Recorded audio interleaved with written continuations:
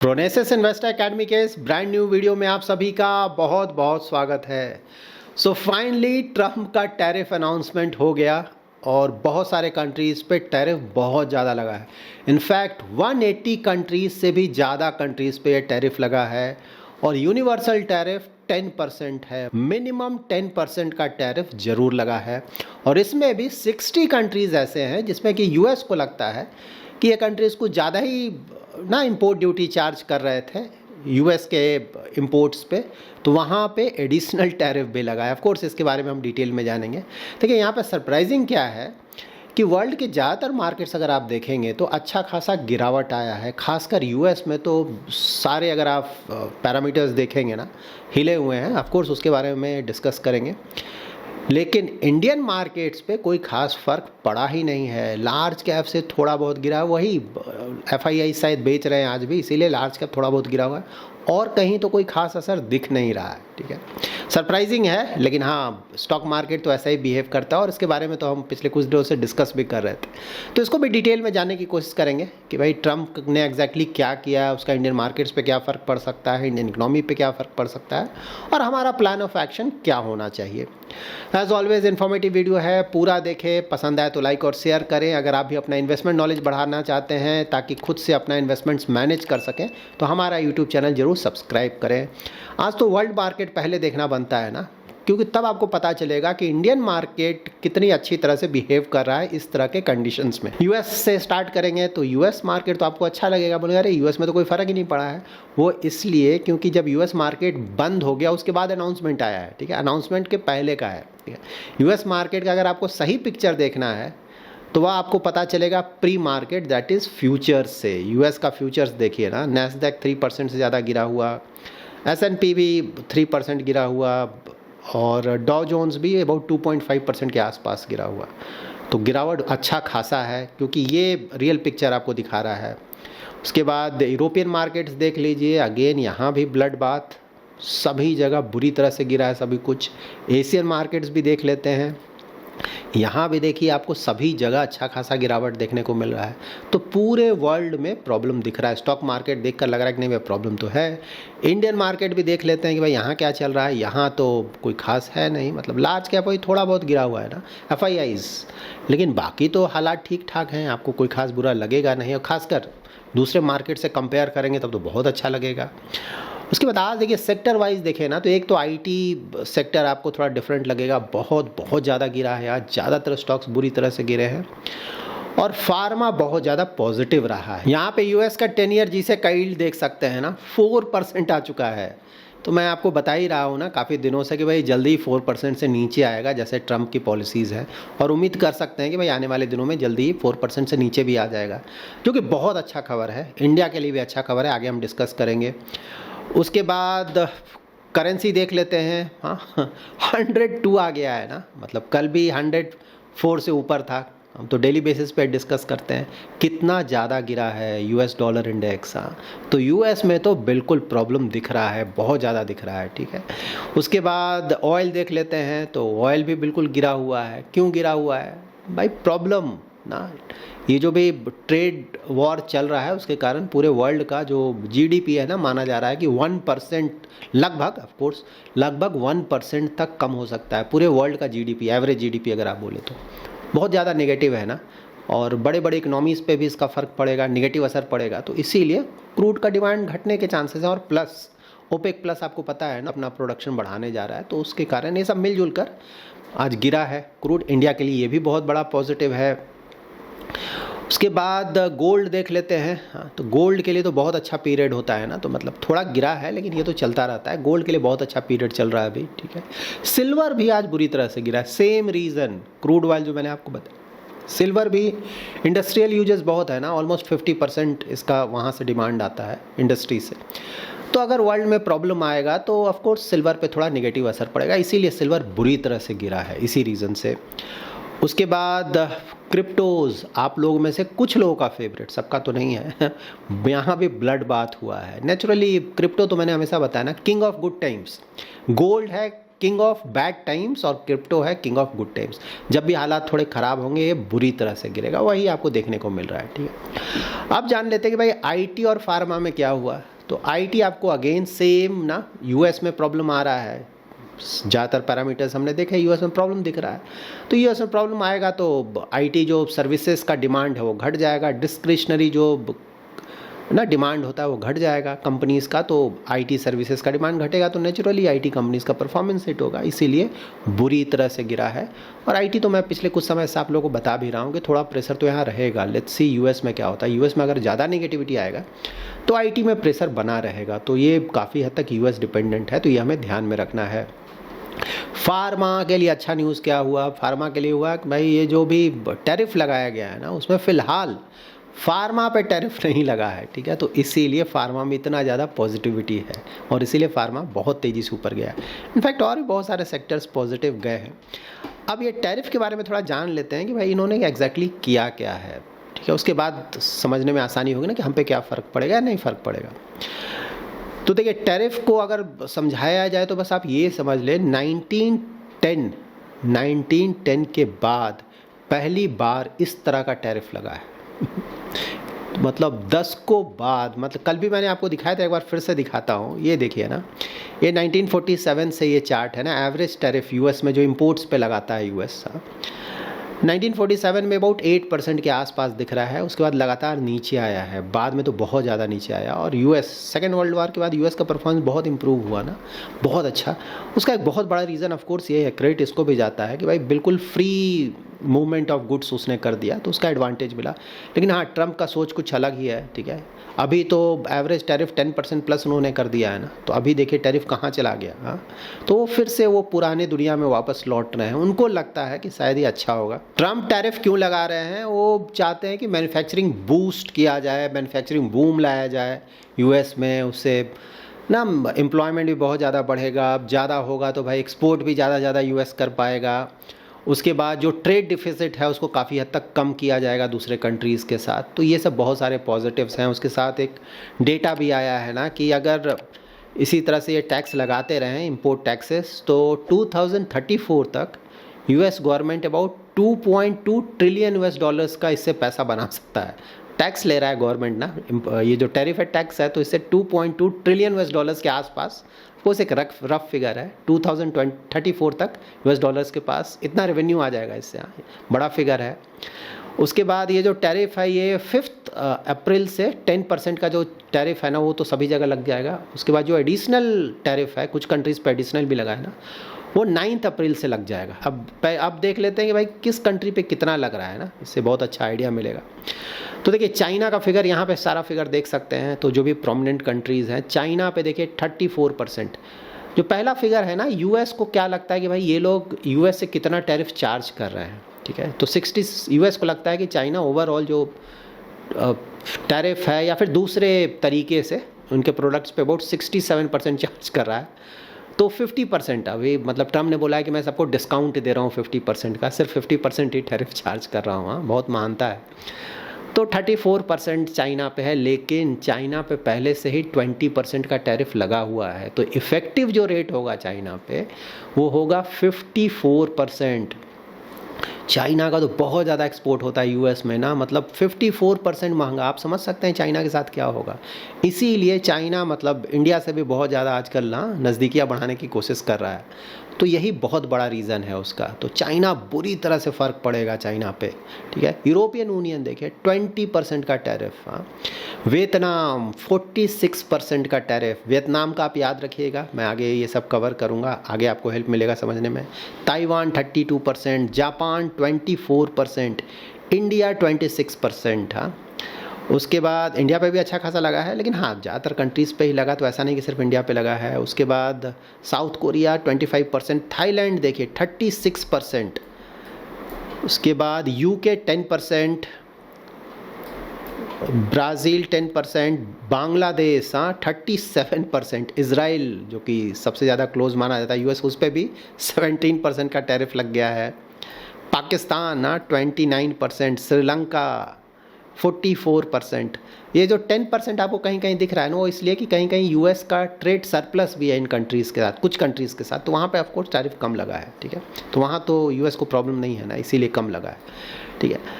अब इसके बाद एक और इम्पॉर्टेंट डेटा देख लीजिए, इससे आपको समझ में आएगा ना कि भाई ट्रंप ऐसा क्यों कर रहे हैं। जैसे इंडिया का ही आप देख लीजिए ना, फिगर ये देखिए, एग्रीकल्चर अगर आप देखिए ऊपर, प्रोसेस्ड फूड जो यूएस से इंपोर्ट होता है, इंडिया उस पर चार्ज करता है टैरिफ, या हम लोग इंपोर्ट ड्यूटी वर्ड यूज़ करते हैं, 37.66% हम लोग चार्ज करते हैं, और यूएस वहाँ पे चार्ज करता है सिर्फ 5.29% हमारे इंपोर्ट्स पे। कितना बड़ा गैप है। हाँ, ट्रंप क्यों कर रहे हैं, एटलीस्ट थोड़ा अंडरस्टैंडिंग हमें भी होना चाहिए। गैप देखिए आप, ऑटोमोबाइल्स देखिए, हम करते हैं 24% के आसपास चार्ज, और यूएस करता है 1%। हम अगर यूएस को एक्सपोर्ट करेंगे तो सिर्फ 1% का वो टैरिफ चार्ज करेगा, मतलब पहले की बात है, अब तो चेंज हो गया है। लेकिन इंडिया 24%, ठीक है। उसी तरह से डायमंड्स, गोल्ड प्रोडक्ट्स पे देखिए, इंडिया 15.45%, यूएस सिर्फ 2%। हर एक प्रोडक्ट में नीचे देखिए ना, बहुत ज़्यादा। और ये इंडिया ऑफ कोर्स है, उसके बाद बहुत सारे कंट्रीज़ का भी देखेंगे, इसी तरह का फिगर बहुत सारे कंट्रीज़ का लगेगा। मतलब यूएस ज़्यादा ये सब टैरिफ, ये सब क्योंकि फ्री इकनॉमी है यूएस ना, इसीलिए तो इतना आगे भी बढ़ा वो, ये सब चक्रों में वो ज़्यादा पड़ता नहीं है। लेकिन हाँ, दूसरे कंट्रीज़ ये सब काफ़ी करते हैं, और इंडिया का अपने एग्जांपल देखा ना, इसीलिए ट्रंप ये सब कर रहे हैं। लेकिन वही है ना कि भाई देखिए, पहले जो आपने कई डिकेड से जो फॉलो किया, उससे आपको बहुत ज़्यादा एडवांटेज मिला, यूएस ज़्यादातर पैरामीटर्स में वर्ल्ड में बेस्ट है। फिर ऑल ऑफ अ सडन वो सभी कुछ चेंज कर देना, बिल्कुल ट्रैक अलग कर देना।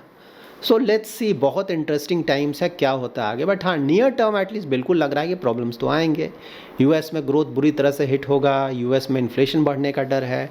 इन्फ्लेशन बढ़ने से ज़्यादा रिस्क ये है कि कहीं वहाँ पे स्लो डाउन ना आ जाए, ठीक है।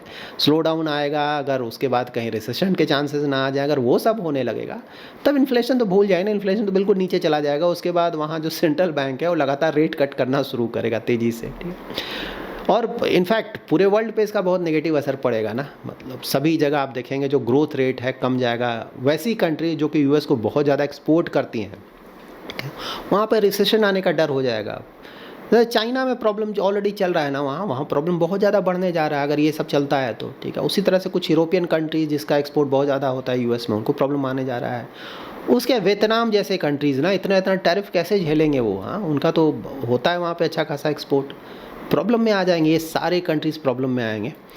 इंडिया के लिए कोई बहुत बड़ा कंसर्न नहीं है। क्यों नहीं है? क्योंकि हमारा एक्सपोर्ट अगर देखें ओवरऑल तो हम बहुत बड़े एक्सपोर्टर हैं नहीं, ठीक है। वर्ल्ड में देखें हमारा कंजम्पशन लेड इकनॉमी है, तो इसीलिए हम पे ज़्यादा प्रॉब्लम नहीं आएगा। और थोड़ा बहुत जो प्रॉब्लम आएगा उसको भी, मतलब काफ़ी लोग बोलते हैं ना कि हमारे प्राइम मिनिस्टर और ट्रम्प बहुत अच्छे फ्रेंड है। ट्रम्प तो मतलब हमेशा ये बोलते रहते हैं, जब भी कुछ बोलना होता है ज़रूर बोलते हैं कि भाई मिस्टर मोदी बहुत अच्छे फ्रेंड है मेरे, लेकिन फिर भी टैरिफ लगा दिया। ऐसा क्यों भाई? वो सभी पे लगा है, ठीक है ना। ऐसा नहीं कि अकेले इंडिया को छोड़ देंगे, कोई भी कंट्री नहीं है जिस पे नहीं लगा है ना, ठीक है। उनको अपना कंट्री देखना है। देखिए यहाँ पे फ्रेंडशिप कहाँ पे आएगा ना, फ्रेंडशिप यहाँ पे आएगा कि भाई ये ठीक है तुमने टैरिफ लगा दिया, लेकिन आपस में मिल बैठ के कुछ महीनों में ट्रेड डील हम कर लेते हैं, उसके बाद चीज़ें नॉर्मल हो जाएंगी, ठीक है।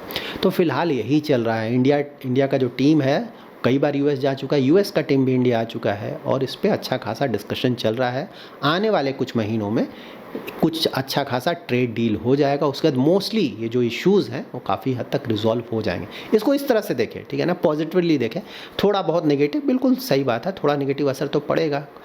तो बट हाँ, फार्मा एटलीस्ट बच गया है, बाकियों पे तो फ़र्क पड़ेगा। ऑटो तो ऑलरेडी हम डिस्कस कर चुके हैं ना, 25% का टैरिफ। हाँ, तो ऑटो मतलब ऑटो में तो सिर्फ टाटा मोटर्स का ही, जगुआर लैंड रोवर का वहाँ एक्सपोर्ट होता है, तो वहाँ तो ऑलरेडी आप देख रहे हैं स्टॉक पे फ़र्क पड़ रहा है। उसके बाद ऑटो पार्ट्स वाली जो इंडिया में कंपनी है, जो कि पहले मैंने कई बार आप लोगों को बताया, उस पर फ़र्क पड़ जाएगा, ठीक है। वहाँ पे कुछ कंपनीज़ हैं जो कि अच्छा खासा एक्सपोर्ट करती हैं यूएस को, तो 25% का टैरिफ तो वहाँ भी लग चुका है ऑटो पे ऑलरेडी, ठीक है। तो वो फ़र्क पड़ जाएगा। फिर स्टील है, एल्युमिनियम है, उस पर भी 25% का टैरिफ चल रहा है, तो वहाँ तो प्रॉब्लम देखने को मिलेगा आपको। वर्ल्ड में ये जो भी ट्रेड वार चल रहा है ना, पहले ही मैंने आप लोगों को बताया है, इंडिया के लिए मोस्टली ये प्लस है, डिसएडवांटेज नहीं है। इसे एज अ पॉजिटिव देखें, ठीक है। शॉर्ट टर्म हिकअप्स बिल्कुल सही बात है, होता रहेगा। मीडियम टू लॉन्ग टर्म के लिए इसका हमें बहुत ज़्यादा एडवांटेज मिलने जा रहा है, ठीक है ना। पहले क्या हो रहा था कि भाई चाइना का जो भी है ना मैन्युफैक्चरिंग वो दूसरे कंट्रीज़ में शिफ्ट हो रहा था, लाइक वियतनाम जैसे कंट्रीज़ में बहुत ज़्यादा शिफ्ट हुआ ना, इंडिया में रिलेटिवली कम आ रहा था, ठीक है। अब आप देखेंगे कि भाई इंडिया में भी ज़्यादा चांसेस हो गए हैं कि इंडिया में ये शिफ्ट हो मैन्युफैक्चरिंग बेस। चाइना तो 54% टैरिफ हो गया, तो वहाँ से तो भाई अब मुश्किल है एक्सपोर्ट करना। उसके बाद वियतनाम, अब वियतनाम 46% लग गया है टैरिफ, ठीक है। उसी तरह से कुछ और कंट्रीज जहाँ की ये लोग शिफ्ट कर रहे थे बेसिस ना कि यहाँ से एक्सपोर्ट करेंगे यूएस में, वहाँ भी बहुत ज़्यादा टैरिफ लग गया है। इंडिया ऑफ कोर्स है लेकिन रिलेटिवली कम है, और प्लस इंडिया में डिस्कशंस चल रहा है यूएस से, तो उम्मीद है कि जो है उसे भी कुछ और कम कर लिया जाएगा, तो इंडिया बहुत ज़्यादा कॉम्पिटिटिव हो जाएगा इस मामले में। और प्लस जैसे टेक्सटाइल हो गया, फुटवेयर हो गया, ये सब भी ना, जैसे वियतनाम हो गया, बांग्लादेश हो गया, ये सब भी एक्सपोर्टर है। जैसे टेक्सटाइल का तो बांग्लादेश बहुत बड़ा एक्सपोर्टर है, तो टैरिफ तो वहाँ बहुत ज़्यादा लग गया है, तो उस समय प्रॉब्लम आएगा, तो ऑफकोर्स वो बिज़नेस भी इंडिया में आएगा। तो आप इसको पॉजिटिवली देखें, ओवरऑल इंडिया के लिए पॉजिटिव है। और क्या है कि भाई देखिए यूएस में जो प्रॉब्लम्स आ रहे हैं ना, जैसे अब इंटरेस्ट रेट वहाँ, मतलब इंटरेस्ट रेट का मतलब 10 ईयर जिसे बहुत तेज़ी से कम हो रहा है, यूएस डॉलर भी अगर आप देखें तो बहुत तेज़ी से वीक हो रहा है। इंडिया में थोड़ा कंफर्ट मिलेगा आरबीआई को, क्योंकि इंडिया में इन्फ्लेशन भी बहुत तेज़ी से कम हो रहा है और यहाँ भी ग्रोथ पहले के मुकाबले तो घटा है, तो आरबीआई तो चाहता है कि भाई जितना ज़्यादा रेट कट कर सके, ठीक है। तो इंडिया में तो ऑलरेडी फेवरेबल कंडीशंस है रेट कट के, अब बाहर से भी फेवरेबल कंडीशंस होंगे, ठीक है। तो यहाँ पे आरबीआई और भी ज़्यादा एग्रेसिवली रेट कट कर सकता है, ठीक है। अभी जैसे हम लोग बोल रहे हैं अप्रैल में ना 25 बेसिस रेट कट, ठीक है। लेकिन जिस तरह के माहौल हो गए हैं वर्ल्ड वाइड कि वर्ल्ड में स्लो डाउन आ सकता है, ये वो जो कि हमने डिस्कस किया, तो यहाँ पे आरबीआई के पास मौका है कि इवन 50 बेसिस पॉइंट का रेट कट अभी कर दे। ऑफकोर्स आरबीआई का कॉल है, उन्हें डिसाइड करना है, बस मैं समझाने के लिए बोल रहा हूँ कि उनके पास मौका है कि अभी 50 बेसिस पॉइंट रेट कट कर दे और थोड़ा बहुत और रेट कट आने वाले महीनों में कर दे, ठीक है। तो उससे इसको इस तरह से भी आप देखें, इंडिया के लिए एडवांटेज है। और हमारा तो भाई जो जीडीपी ग्रोथ रेट है रफली वो बना रहेगा, तो इसीलिए इंडियन स्टॉक मार्केट ना निगेटिवली रिएक्ट नहीं कर रहा है, ठीक है ना। एक तो हमारा मार्केट पहले ही थोड़ा बहुत गिर चुका है, ठीक है, तो एक तो वो, दूसरा मार्केट में थोड़ा पॉजिटिविटी है कि भाई इकोनॉमी में अब इम्प्रूवमेंट आएगा, ठीक है ना। ये नया फाइनेंशियल ईयर शुरू हुआ है, थोड़ा बहुत इम्प्रूवमेंट आएगा, ठीक है। मार्केट ऑलरेडी गिर चुका है, तो यहाँ से उम्मीद है कि आने वाले समय में ये ऊपर ही जाएगा, ठीक है। थोड़ा बहुत अप डाउन चलता रहता है, वो अलग चीज़ है, ठीक है। लेकिन हाँ, ओवरऑल ट्रेजेक्ट्री की जब मैं बोलूँ ना, तो कुछ महीनों का ट्रेजेक्ट्री आप देखें, ऐसा नहीं कि डेली बेसिस पे काउंट करने लगे ऊपर जा रहा है नीचे जा रहा है। तो कल भी मैंने बताया था कि भाई पॉजिटिव ही लग रहा है, इसीलिए नी जक रिएक्शन देखिए आइडियली करना चाहिए था इंडियन स्टॉक मार्केट्स को। पूरा वर्ल्ड का मार्केट गिरा है पूरी तरह से, लेकिन इंडियन स्टॉक मार्केट में उस तरह का रिएक्शन देखने को नहीं मिला, क्योंकि यहाँ पे थोड़ा पॉजिटिविटी है कि भाई ऑलरेडी हम गिर चुके हैं, इकोनॉमी भी हमारा पहले बहुत गिरा था, अब थोड़ा इंप्रूवमेंट आ रहा है, ठीक है। तो इसको इस तरह से देखें तो मोस्टली पॉजिटिव है इंडिया के लिए। और देखिए, मैं अगर खुद का इन्वेस्टमेंट बोलूँ ना, तो मैंने हमेशा आप लोग को बताया कि मैं इन्वेस्टेड रहता हूँ, और थोड़ा बहुत मैंने चेंजेस किया है पोर्टफोलियो में, ठीक है। पहले सिर्फ मेरे पास 6 स्टॉक्स थे, क्योंकि मार्केट ओवर वैल्यूड था ना, मेरे पास अपॉर्चुनिटी ही नहीं था कि कहाँ इन्वेस्ट करूँ, ठीक है। उसके बाद मार्केट गिरा, ठीक है, तो उसके बाद मुझे कुछ डाइवर्सिफिकेशन करने का मौका मिला। फिलहाल 9 स्टॉक्स है मेरे पास, एक और स्टॉक ऐड करने जा रहा हूँ, टोटल 10 स्टॉक्स फिलहाल रखूँगा, बाद में देखते हैं। बहुत ज़्यादा डाइवर्सिफाई तो मैं करना नहीं चाहता हूँ, रफली 10 स्टॉक्स फिलहाल, ठीक है। अभी 9 में इन्वेस्टेड हूँ, एक और करूँगा। सेक्टर वाइज आप लोग का क्वेरी आता है ना, तो देखिए फाइनेंशियल सेक्टर ठीक बात है भाई, वैल्यूएशन अभी भी अट्रैक्टिव है, वो देखा जा सकता है। बैंकिंग में कुछ समय तक प्रॉब्लम बना रहेगा, मेंटली प्रिपेयर्ड रहें, अभी भी बैंकों के हालात कोई बहुत अच्छे हुए नहीं है, ठीक है, कुछ समय लगेगा वहाँ पे। हाँ, लेकिन वैल्यूएशंस बहुत अट्रैक्टिव है, इसलिए उसे इंटरेस्टिंग प्ले बोला जा रहा है। उसके बाद market related, stock market related stocks, अगर स्टॉक मार्केट का परफॉर्मेंस यहाँ से इम्प्रूव करेगा तो वहाँ भी आप देखेंगे कि परफॉर्मेंस वापस आएगा। आईटी तो अभी आपको मैं बता चुका हूँ, बहुत ज़्यादा रिस्की है, इसको ध्यान में रखना पड़ेगा, क्या होगा क्या नहीं, यूएस पे उसके ऊपर डिपेंडेंट है। फार्मा फिलहाल तो पॉजिटिव है, और लेकिन हाँ, फार्मा ये देखना है कि यूएस, यू नेवर नो ना, बाद में कहीं फिर से आकर टैरिफ ना लगा दे फार्मा पे यूएस में, ठीक है। लेकिन हाँ, फिलहाल अगर आप देखें तो फार्मा तो पॉजिटिव है। इसके अलावा मैन्युफैक्चरिंग, कंजम्पशन रिलेटेड स्टॉक्स को देखा जा सकता है। डिफेंस में अगर कुछ वैल्यूएशंस अट्रैक्टिव है, परफॉर्मेंस अच्छा है, फंडामेंटल अच्छा है, उसको देखा जा सकता है। सेमीकंडक्टर पे भी फिलहाल टैरिफ नहीं लगा है, तो सेमीकंडक्टर रिलेटेड अगर स्टॉक्स हैं तो उन्हें भी देखा जा सकता है। और सबसे ज़्यादा interesting play of course date है, ठीक है, मैं बार बार बोल रहा हूँ। इंडिया में जो 10 ईयर G-Sec है बहुत तेज़ी से गिरा है, रेट कट और होंगे, बहुत तेज़ी से आगे आने वाले समय में भी गिरेगा। तो एक सेफ प्ले अगर बोले ना डेट फंड्स, उसमें भी जो लॉन्ग ड्यूरेशन वाले फंड्स हैं ना, अगर आपने इन्वेस्ट किया है ना तो रिटर्न्स जाकर चेक कीजिएगा। पिछले कुछ दिनों में आपको रिटर्न्स दिख रहा होगा कि नहीं रिटर्न आया है, और आने वाले समय में रिटर्न और भी वहाँ बढ़ेगा, ठीक है। तो डेट को भी बिल्कुल देखा जा सकता है, डेट म्यूचुअल फंड्स को। वैसे डेट म्यूचुअल फंड जहाँ के ड्यूरेशन ज़्यादा है, ठीक है, वहाँ भी अच्छे रिटर्न्स आने के चांसेस हैं। गारंटी किसी चीज़ की नहीं है, ठीक है। स्टॉक मार्केट है या फिर डेट मार्केट है, यहाँ किसी चीज़ की कोई गारंटी नहीं होती है। गोल्ड, देखिए गोल्ड सही बात है अभी भी पॉजिटिव है, थोड़ा बहुत रिटर्न और आ सकता है, लेकिन देखिए वही है ना कि बहुत ज़्यादा रिटर्न आ चुका है। रिटर्न आ रहा है ये तो ठीक है, लेकिन रिस्क वहाँ पे धीरे धीरे बढ़ता जा रहा है। कितने सालों तक रिटर्न देगा, कितना देगा ना, ठीक है। तो वहाँ रिस्क है, ये मेंटली प्रिपेयर्ड रहे, ठीक है। शॉर्ट टर्म में वहाँ कभी भी गिरावट आ सकता है, ठीक है। ऊपर जा रहा है सही बात है, लेकिन वही है ना, जैसे इक्विटी में वैल्यूएशन बहुत ज़्यादा हो गया फिर भी स्टॉक ऊपर जाता है, ठीक है, कुछ समय तक, लेकिन बाद में तो गिरता है ना। गोल्ड के साथ भी मोस्टली ऐसा होगा, कब होगा एग्जैक्टली बताना मुश्किल है। सिल्वर देखिए अभी भी ऑल टाइम हाई से बहुत नीचे है सिल्वर, तो वहाँ चांसेस है, लेकिन वही है कि भाई वर्ल्ड में अगर बहुत ज़्यादा प्रॉब्लम आ गया तो इंडस्ट्रियल डिमांड है सिल्वर का, इसीलिए आज सिल्वर बुरी तरह से गिरा है। तो सिल्वर को आप इस तरह से देखें। So that's it in this video. इस वीडियो से रिलेटेड कोई भी क्वेरी है तो कमेंट में ज़रूर मेंशन करें। आने वाले वीडियोज़ में ट्राई करूँगा उन क्वेरीज़ को आंसर करने का। Thanks lot for watching.